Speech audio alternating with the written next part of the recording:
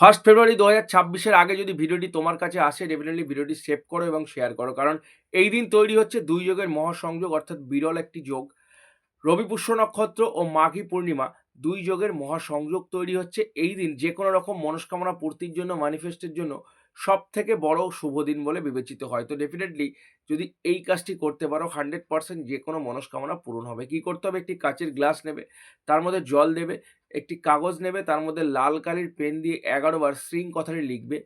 সেই কাগজটি ফোল্ড করে জলের ভিতর দেবে এবং ঠাকুর স্থানে রেখে যেকোনো মনস্কামনা বা যেটা তুমি চাইছো ডেফিনিটলি ৩ বার প্রেজেন্ট টেন্সে বলতে হবে এবং কাগজসহ পাত্রটি সেখানেই রেখে দাও পুরো দিন। রাত্রেবেলা এই পাত্রটি একটি খোলা আকাশের নিচে রেখে সারারাত রেখে দাও। পরদিন জলটা যেকোনো গাছের গোড়ায় ঢেলে দাও কাগজসহ। ১০০% নিশ্চিত থাকতে পারো যেকোনো মনস্কামনা কিন্তু পূরণ হবে। করে দেখো। যদি ভিডিওটা ভালো লাগে শেয়ার করো এবং কমেন্টে শ্রীং কথাটি লিখতে কিন্তু ভুলবে না।